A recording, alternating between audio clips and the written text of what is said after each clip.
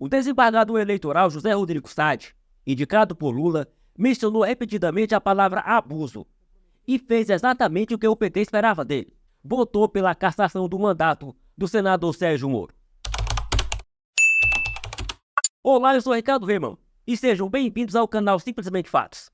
O desembargador, apoiado por Lula, ecoou todas as alegações apresentadas pelo PT, acusando Moro de abuso de poder econômico. Ele até citou o caso da ex-senadora Selma Arruda, que é um dos argumentos do PT para cassar o mandato de Moro.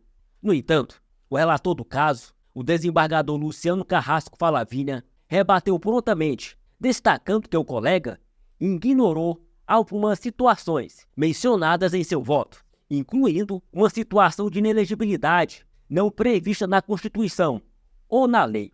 Assista ao vídeo para entender melhor. Houve a quebra da isonomia do pleito, comprometendo a sua lisura e a sua legitimidade, de modo que deve ser reconhecida a prática de abuso de poder econômico, uma vez que foram comprovadamente feitas condutas aptas a caracterizá-lo. Discipindo, portanto, que a conduta abusiva tem efetivamente alterado ou tido a potencialidade de alterar as eleições. O que interessa, portanto, a solução do caso é que as condutas sob investigação possam ser valoradas economicamente e que as circunstâncias que a envolvem sejam graves. Em verdade, diante do abuso cometido, a certeza que se tem é que a vontade do eleitor restou viciada. Falando mais alto o dinheiro, quem perde é a democracia. Em situação com muitos pontos de aproximação com o caso dos autos, o TRE do Mato Grosso cassou o mandato de senadora da ex-juíza Selma Rosane Santos Arruda e de seus suplentes. Da ementa do acordo mantido pelo TSE, merece transcrição alguns trechos. O item número 11 da ementa. Na espécie, os representados realizaram enorme quantidade de gastos tipicamente eleitorais em pré-campanha. No item 13, destaque-se, os representados realizaram gastos eleitorais próprios de campanha que atingiram o valor de R$ 1.200.000. Item 16 daquele acordo que o TSE manteve e acabou cassando o mandato da senadora Selma.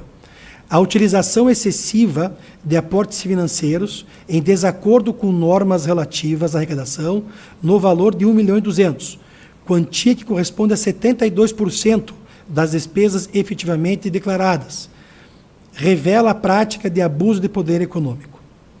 Como dito, a situação é bastante similar. Ex-magistrada que ingressa na política, disputa a vaga para o Senado e se vale de vultuosos aportes financeiros na pré-campanha, antecipando gastos eleitorais. Os TREs e TSEs têm tido uma atuação muito firme nesses casos de combate a abusos, e em reportagem do jornal O Globo, levantou-se que há 7 meses das eleições municipais, ao menos 96 prefeitos eleitos em 2020 já perderam o seu mandato. Avizinham-se as próximas eleições. Para além dos efeitos dirigidos aos ora investigados, pode-se projetar as consequências jurídicas da solução ora proposta, conforme exige o artigo 20 do Decreto-Lei 4567, com a redação dada pela Lei 13655. Espera-se que se atente os candidatos das consequências jurídicas de suas ilegais práticas de campanha e pré-campanha, ainda que algumas delas enraizadas pelo decurso do tempo, pois suas condutas poderão acabar lhes custando o mandato. Assim, configurado o abuso de poder econômico, deve ser aplicada a inelegibilidade àqueles a quem for imputável o ilícito e para aqueles que foram beneficiados da prática a desconstituição do registro ou diploma. Daí decorre que a inelegibilidade é sanção personalíssima, de modo que para sua aplicação deve ser desconsiderado o litisconsorte passivo necessário entre todos os integrantes da chapa. Sobre os investigados Sérgio Moro e Luiz Felipe Cunha, contudo, recai, além da responsabilidade pela prática do abuso de poder econômico, eles que ativamente participaram das condutas que utilizaram, também recai o benefício advindo das condutas. Em decorrência, impõe-se a cassação integral da chapa eleita no pleito de 22 para o Senado e a inexigibilidade de Sérgio Moro e Luiz Felipe Cunha. Como dispositivo da minha proposta de voto, ele ficou assim então emendado. Em face do exposto, voto no sentido de julgar parcialmente procedente as AGEs nos tais e tais, em decorrência: 1. Cassar o mandato de Sérgio Fernando Moro, Luiz Felipe Cunha e Ricardo Augusto Guerra. Item 2.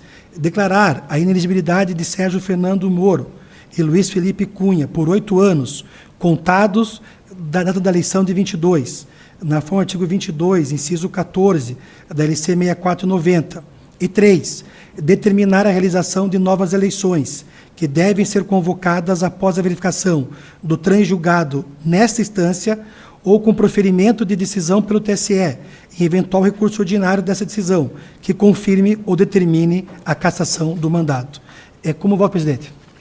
Obrigado, senhor presidente. Na pessoa do senhor, cumprimento a todos.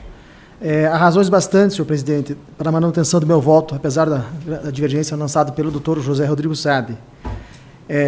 Passou ao largo de algumas situações que eu coloquei no voto, envolvendo, por exemplo, a criação de uma inelegibilidade não prevista na Constituição e não prevista em lei, em que, se fizer a soma simples de todos os gastos de pré-campanha, chega-se a essa inconstitucionalidade. Quando fiz menção a Eduardo Leite, Janones e Luciano Bivar, eu fiz para mostrar, e acho que isso ficou bem claro até, que faz parte do jogo político as pessoas discutirem candidaturas e uma delas vingar e outra não. Se caso vingar essa tese, muitos não conseguirão jamais tentar disputar a presidência da República ou um cargo maior. Porque, entrando nessa situação, por exemplo, um senador em meio de mandato, cogitado a ser presidente da República, ele tenta viabilizar a campanha dele e não consegue. Como não há um termo inicial que estabelece o que é uma pré-campanha, quando chegar na época da eleição, ele vai ter todo o gasto anterior computado na sua pré-campanha. E se for um candidato em um estado pequeno ainda, por exemplo, Amapá, Roraima, ele praticamente não vai poder gastar R$1 na própria campanha, porque, nesse raciocínio, com devido respeito daqueles que pensam sentido contrário, será computado e inviabiliza por completo essa nova candidatura. O presidente de Minas Gerais, que o doutor Desembargador Sade indicou, ele fala de uma cidadezinha de Minas Gerais, em que era um candidato a senador da cidadezinha de Minas. E lá era específico que ele criou aquele aplicativo para fazer campanha para senador naquele estado. Então, toda a campanha, apesar de fazer menção ao direito digital, houve restrição, e seguindo esse raciocínio, então, vai-se acabar a propaganda em meio digital, porque daí, se o vereador lá de Passo Fundo, no Rio Grande do Sul, lançar um aplicativo para eventual candidatura, via discussão política, não vou nem falar em candidatura, eventual discussão política, vai inviabilizar no futuro a sua própria candidatura. Com questão da segurança, eu fui bem claro na situação que não pode se computar algo para abuso quando não há desequilíbrio qualquer na sequência envolvendo a disputa de votos. Segurança não traz voto. A segurança do candidato, repito, houve a facada, no então candidato Jair Bolsonaro, o ataque aos ônibus do candidato Lula na época. São situações que a nossa sociedade exige a compreensão, que se o candidato fala o seguinte: olha, eu quero segurança para me candidatar. Não, se o partido pagar essa verba com segurança, esse gasto vai entrar depois no futuro, você vai perder todo o mandato por abuso econômico. Vai acabar a candidatura nesse sentido. É uma restrição, a restrição que a nossa lei não contempla.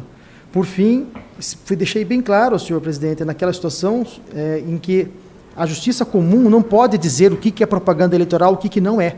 Citei precedentes, inclusive do TSE, ministro Henrique Neves.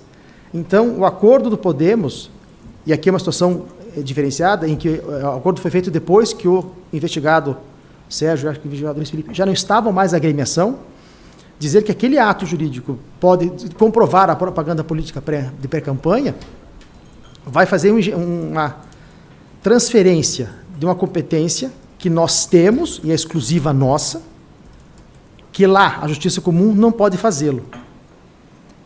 A questão da despesa dos R$1.800.000, eu desbastei na época, porque lá, naquela propaganda, eram vários os candidatos beneficiados daquela situação de média, marketing de média, alguma coisa assim, em que tinham candidatos Nele Prevô, Luciano Bivar, Padovani, etc.